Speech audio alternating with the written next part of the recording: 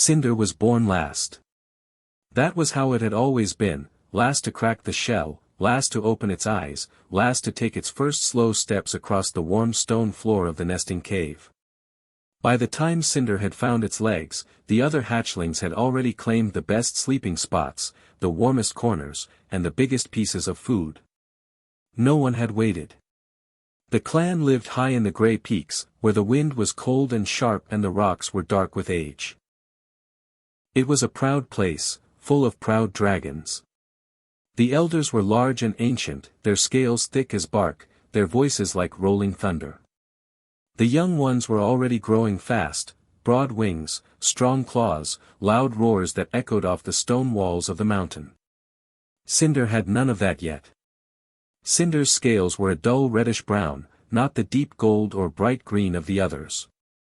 Its wings were small and sat flat against its back like folded cloth. Its claws were short. Its roar came out as more of a squeaky bark that made the other hatchlings turn and stare before going back to whatever they were doing. They never laughed. That would have been better, in a way. Instead they simply looked, and then looked away. As if Cinder was not quite worth the trouble. Every morning the hatchlings played together in the wide flat stone yard outside the nesting cave. They chased each other, tumbled and rolled, snapped at each other's tails, and practiced pouncing on loose rocks. It was rough and loud and fast. Cinder tried to join in the first few days. It had padded up carefully to the edge of the group, watching, waiting for a gap, waiting for someone to turn and include it. No one did.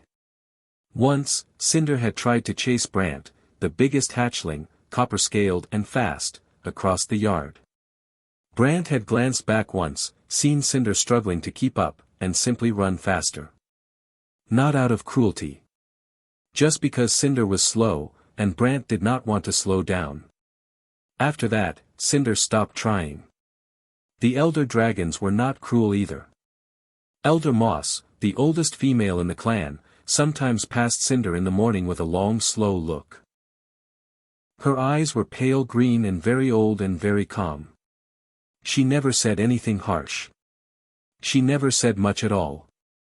The elders had their own concerns, the weather, the territory, the health of the stronger hatchlings. Cinder was alive and fed and safe. That was enough. But being alive and being seen were two different things. So Cinder found other ways to spend the long mountain days.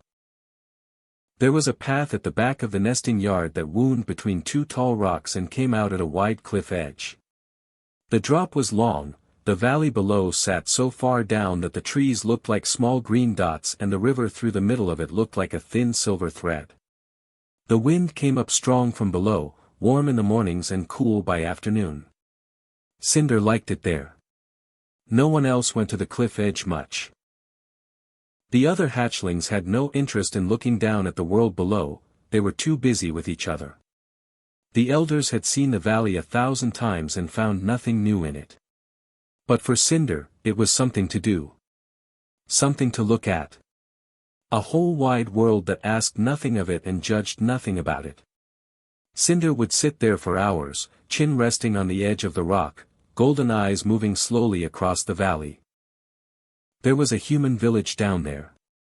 Cinder had worked this out over many mornings of watching. Small square shapes that must be buildings. Thin lines of smoke rising from them in the early hours. Tiny moving figures, humans, going about their small human lives far below. They were so small from up here that Cinder could barely make out what they were doing. But they were there, and they moved, and there was something almost peaceful about watching them.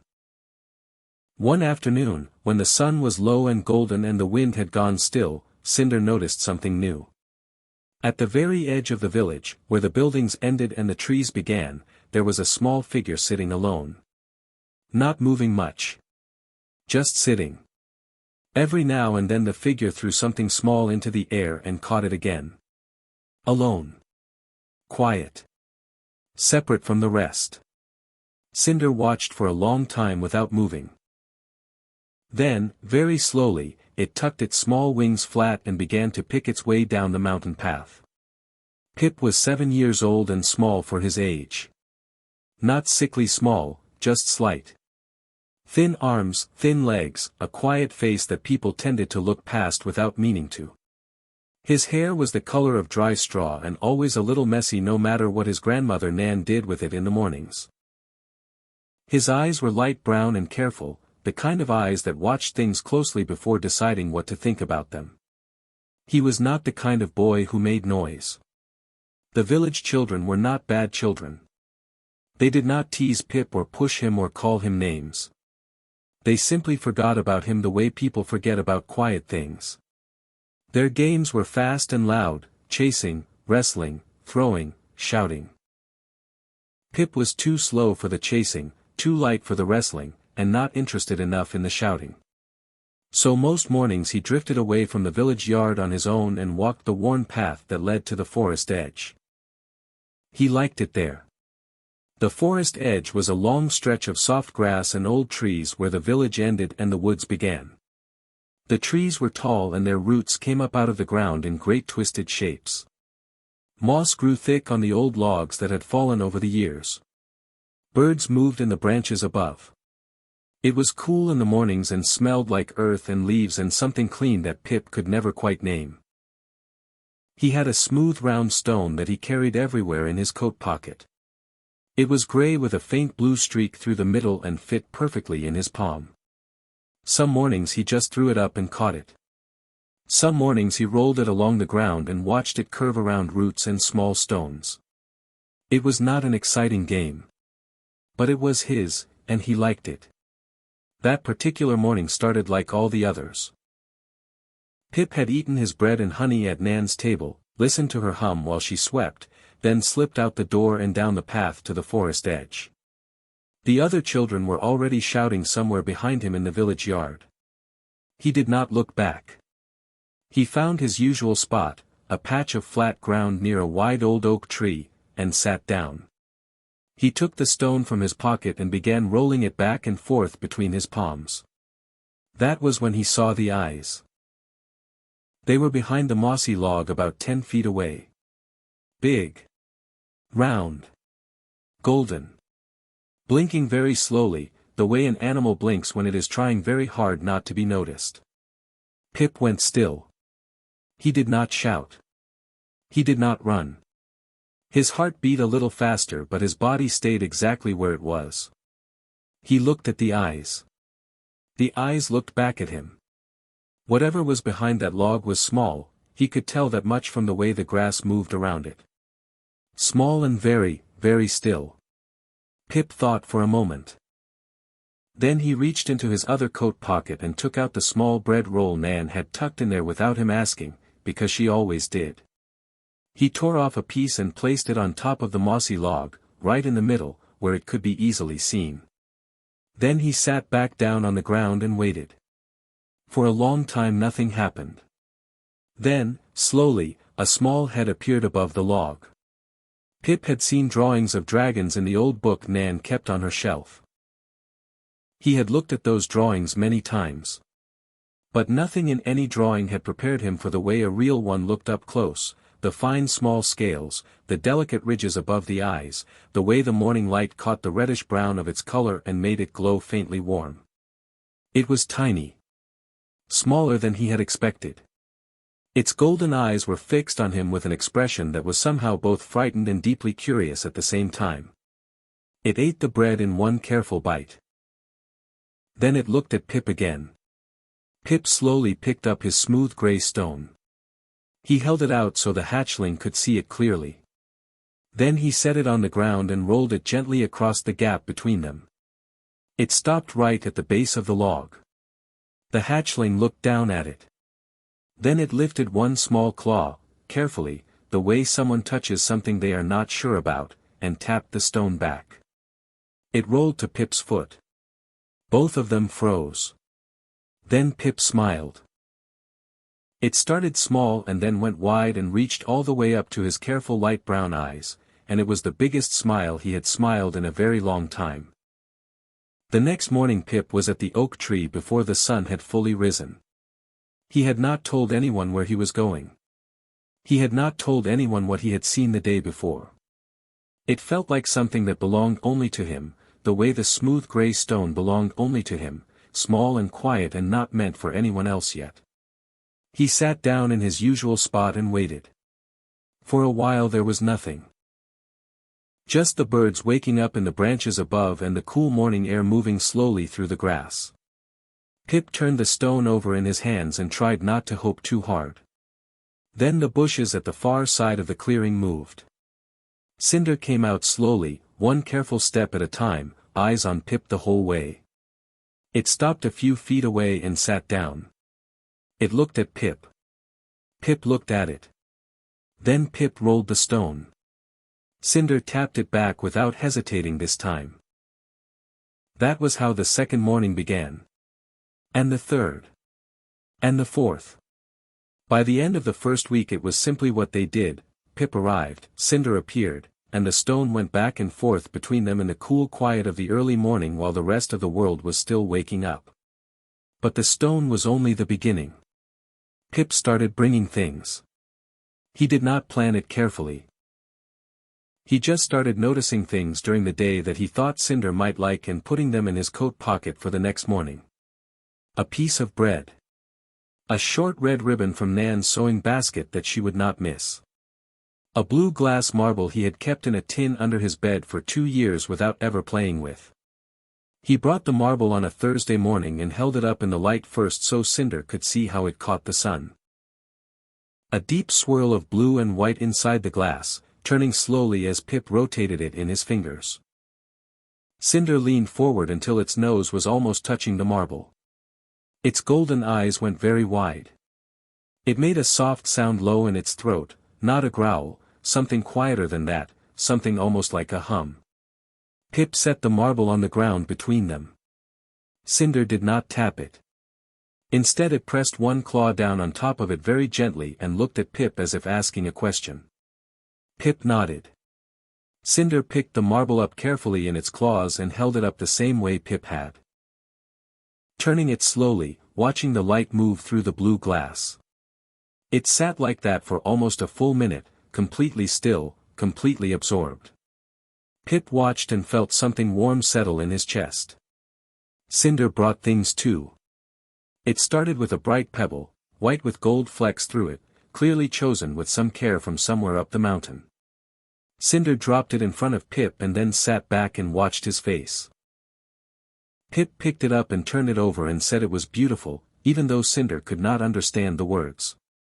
Cinder seemed to understand the tone well enough. After that it brought something new every few days. A long hawk feather, dark brown with a white tip. 3 small smooth river stones in different shades of gray. A piece of quartz the size of Pip's thumb that glowed faintly pink when held up to the morning light. Pip kept everything in the tin under his bed where the marble used to be alone. Their games grew too. Pip started drawing shapes in the soft dirt with a stick, circles, squares, a rough drawing of a bird. Cinder watched closely and then tried to copy them with the tip of one claw. The circles came out lopsided.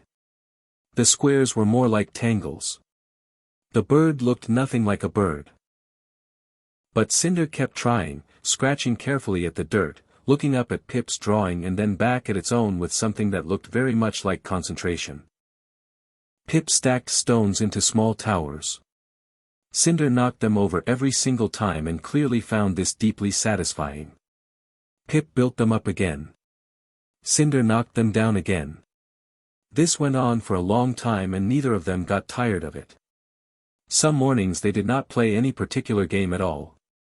They simply sat under the oak tree together while the light came through the leaves and the birds moved in the branches above.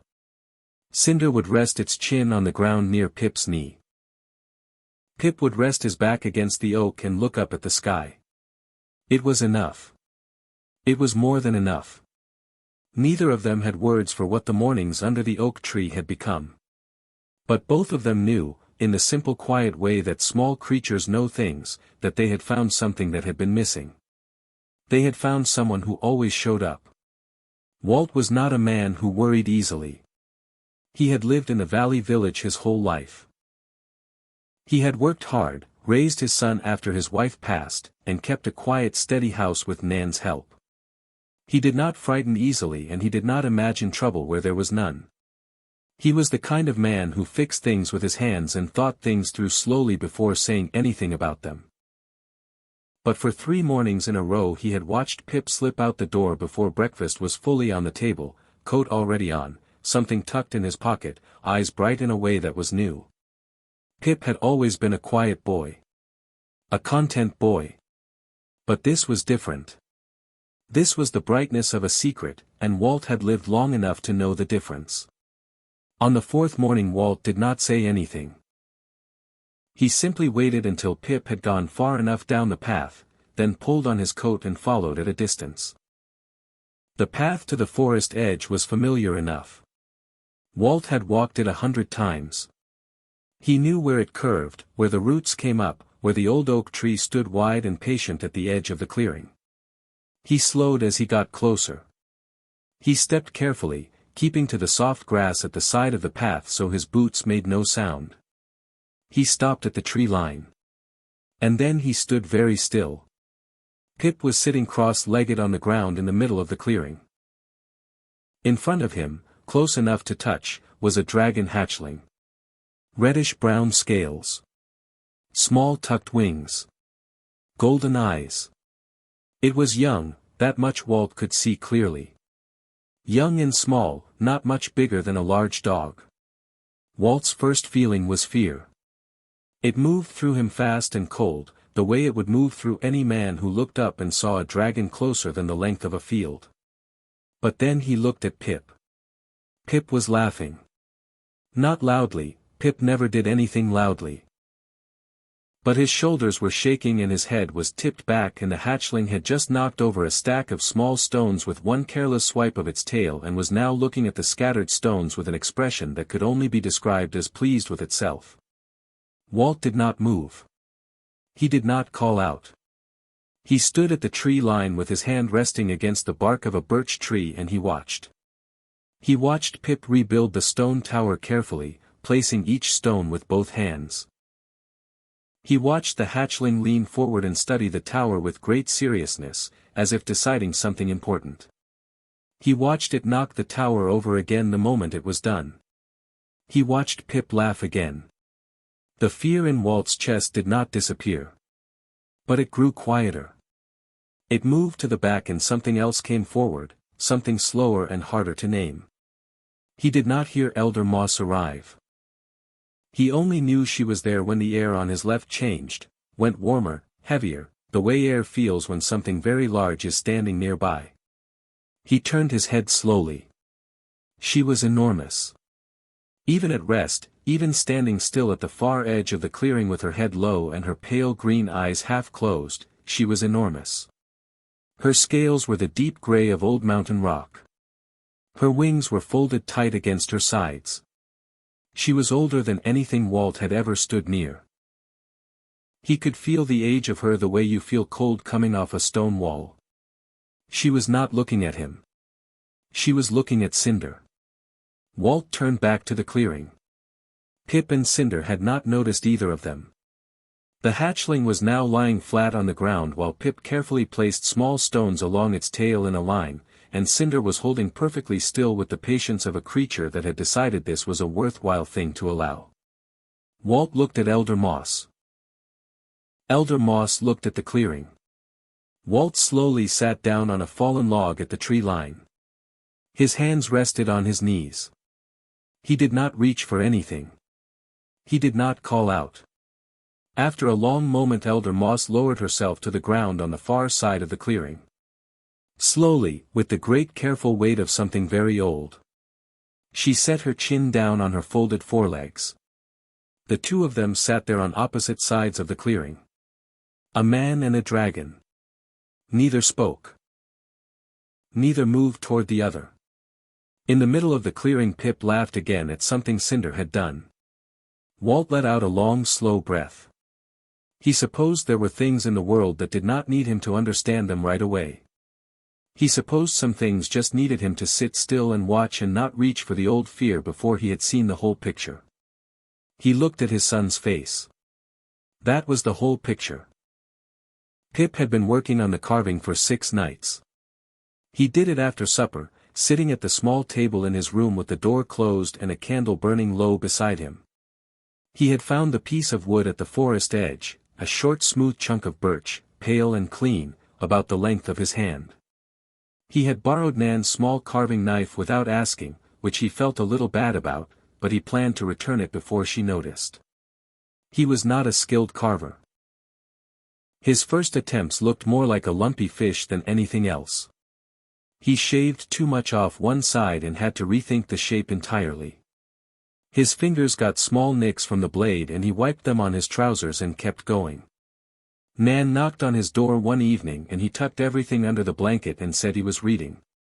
But slowly, over those 6 nights, something appeared in the wood. It was small. The wings were uneven and one of the back legs was slightly shorter than the other.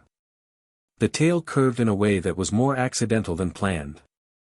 But it was clearly a dragon, a small one, seated calmly with its wings folded against its sides and its head tilted slightly, the way Cinder tilted its head when it was watching something with interest. Pip held it up on the 6th night and looked at it for a long time in the candlelight. It was not perfect. But it looked like Cinder. That was enough. He put it in his coat pocket the next morning and walked to the oak tree. Cinder was already there. That was new. Usually Pip arrived first and waited. But this morning Cinder was sitting in the middle of the clearing when Pip came through the path, and it was sitting very still and very straight, which was also new. Its golden eyes were fixed on Pip the moment he appeared, and there was something in them. A kind of quiet waiting that felt different from the usual morning greeting. Pip stopped a few feet away. Cinder looked at him for a moment. Then it lowered its head and very carefully picked something up from the ground in front of it. It stepped forward and set the thing down gently at Pip's feet. Pip crouched down to look. It was a scale. Single, smooth, roughly the size of Pip's palm. The color was a deep warm amber, not the dull reddish-brown of Cinder's everyday scales but something richer, the color of honey held up to firelight. It was still faintly warm to the touch. Freshly shed. Pip picked it up carefully with both hands and turned it over. The underside caught the early morning light and glowed softly, the way the blue marble glowed, but warmer. Deeper. Pip looked up at Cinder. Cinder looked back at him steadily. Pip understood. He did not need words for it. He reached into his coat pocket and took out the small wooden carving and held it forward in his open palm. Cinder looked down at it. For a long moment it did not move. It studied the carving the way it had studied the blue marble on that first morning, with that total absorbed stillness, eyes wide, head tilted at exactly the angle Pip had tried to capture in the wood. Then slowly it reached out and curled its claws around the carving, very gently, the way Pip had learned to hold the amber scale. It held the carving up. Looked at it in the light. Then it made that quiet low sound in its throat. The hum that Pip had come to know well over all these mornings. The one that meant something was good. They sat down together under the oak tree. Pip leaned back against Cinder's warm side the way he had started doing in the last week or so, when Cinder had grown just big enough to make it comfortable. Cinder curled slightly around him, not tight, just enough, the way a creature curls around something it wants to keep safe and warm. The morning light came through the oak leaves in long slow shafts. Birds moved in the branches above. The clearing was quiet and still and full of that clean smell Pip had never been able to name. Pip still had the amber scale in both hands. He held it up once more and watched the light pass through it. Cinder still had the small wooden dragon tucked carefully against its chest. Neither of them moved for a long time. There was no game today. No stone rolling, no tower building, no ribbon trailing through the grass. Just the two of them, side by side under the old oak, in the morning that asked nothing of either of them and judged nothing about either of them. Pip closed his eyes. He thought about the first morning. The mossy log. The bread. The smooth gray stone rolling across the ground between them. How small and unlikely it had all been. How a single tap of a small claw on a rolling stone had somehow built all of this. He did not have a word for what Cinder was. Friend did not feel big enough. But it was the closest word he had and he held on to it. They had no shared language. No shared history. No reason the world would give them to trust each other. They had only a rolling stone, a simple game, and the quiet truth that neither had ever made the other feel small. That had been enough to build a world on.